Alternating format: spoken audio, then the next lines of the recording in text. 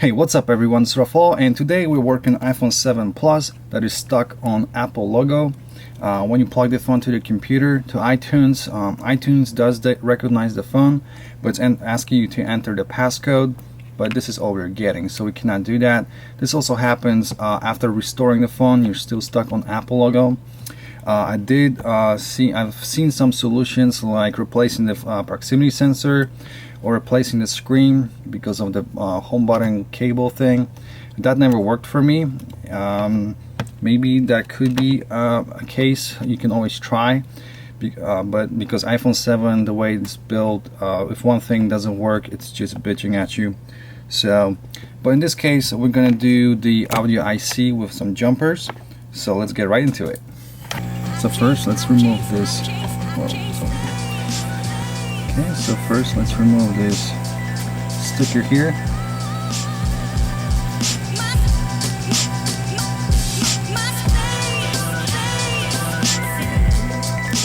So I'll put a coin here.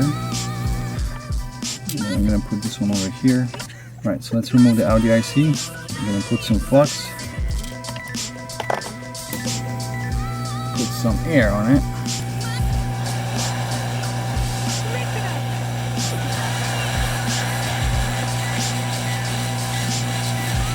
You want to remember orientation. There's that dot there, a triangle. Just to remember it once we put it back on it.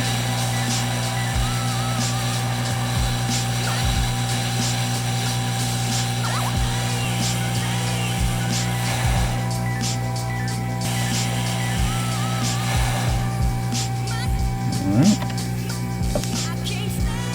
While the air is cooling down, clean the pads. It's a very good idea to do that while the board is still hot. The solder doesn't stick to the board that easily.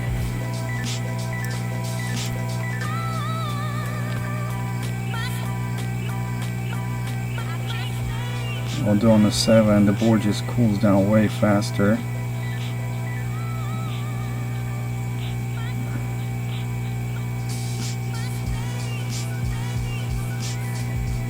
You can see there's one pad that's already gone, but that's fine, looks like an NC, not connected. And so use some alcohol to clean that up.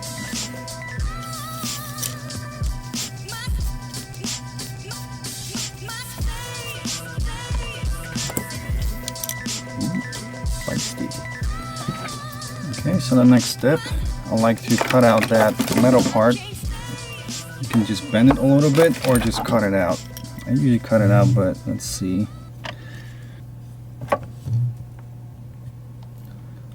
Small cut here, because there's really no point at like trying to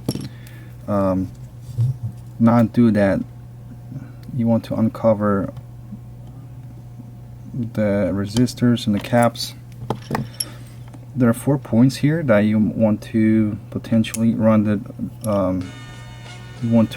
jumper wires for. So you can see there's 1, 2, 3, 4, and sometimes these pads, they're barely holding. Sometimes when you remove the audio IC, it will actually remove the caps, the pads as well, especially this one, A, B, C. Just gonna run all 4 jumper wires. That way, that seems to be more permanent repair, especially that's the point where the board is flexing, just like on a 6 Plus. So it wouldn't hurt, that's for sure. Get some metal fatigue. So let's just start with this resistor here.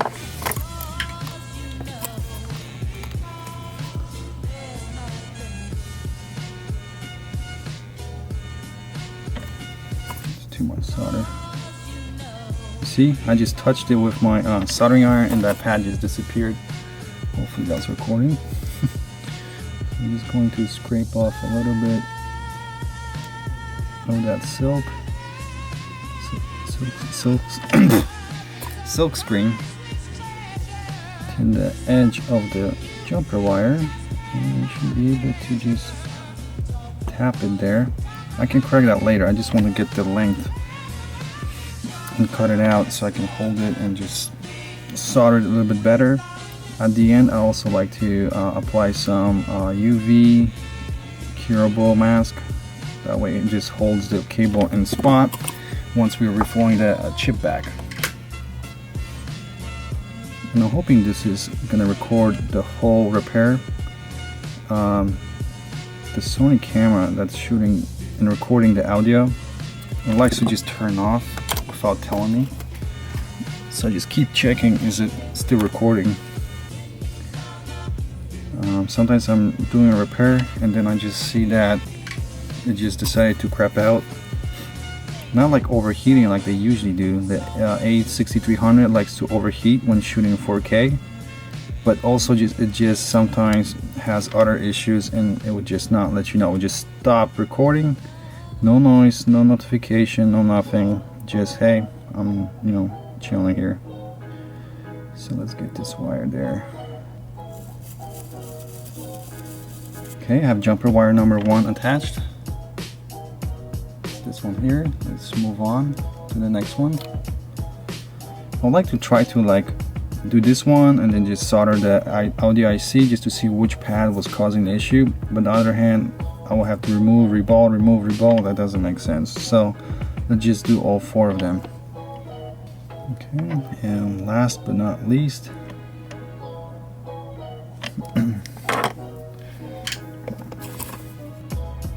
of course I turn on the camera and it gets screwed up. That's because I'm still shooting through one eye. When I'm shooting, I'm using just one eye on the microscope. I need to get that, the semi-focal one. But I decided to buy a semi-focal one from the revenue of YouTube, and I'm not too far away from that right now. So YouTube will pay for the semi-focal so I can make better videos for YouTube. I think that's a good trade. So you can see my misery here right now. That's why I don't like to record everything lately, because the soldering is not there with one eye. Just have to, and the pad is gone. So you can see I've run all the jumper wires and all of the pads pretty much popped out, so it was a good idea to just put 4 jumper wires because the pads were pretty weak anyways. And now I'm going to apply some UV curable mask to help to hold the jumper wires in place when we're reflowing the audio IC back on the board. So let's just spread this out. If it goes over the pads, that's fine. I can scrape it off after it cures. I just want to hold it here so these are sitting on their spots. And I'll just use this. I just have the flashlight style UV, so let's cure it. Alright, after a few minutes, this UV cured. Everything is sitting in place. Just scraping off a little bit the excess from the pads. This is all good. Scrape it off a little bit on the edge so the IC has some room to sit down. And other than that, this looks alright. So let's rebuild the audio IC now. Yeah, one note on these. Let's get out of here. One note on these logic board holders. They're really good, but they're too short and this edge sticks out. And one of the boards actually snapped right over here. So this sucks that they didn't extend it enough to actually not have that sticking like that. So yeah, good holder, just be careful not to snap the boards.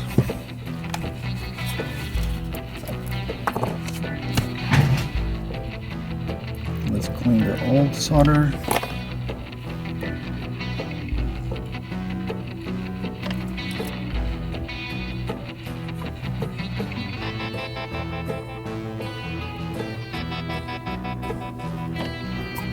Got a new stencil here.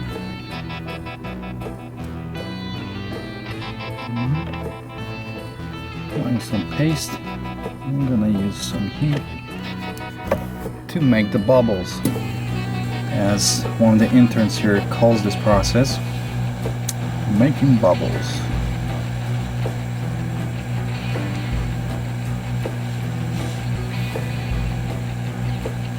Damn.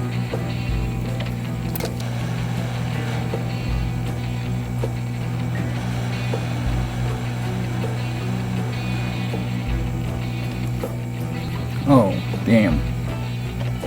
Redo.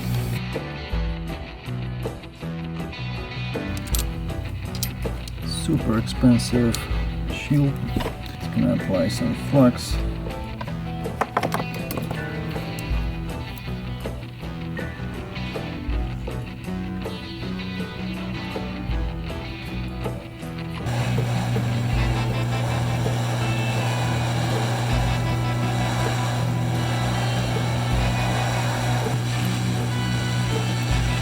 Alright, the chip starts moving. It's jumping in its place.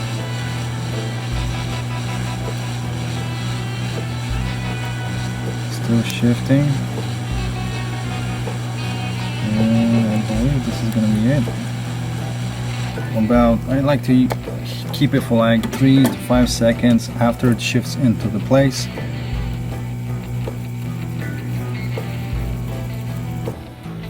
Alright, so let's put this board back into the phone.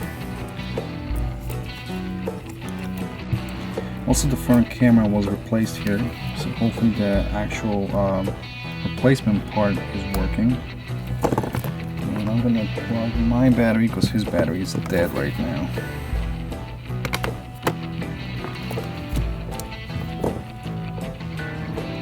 Are we gonna get a lift off? Yes, we do. So the Apple logo. Let's make sure it's recording. Yep.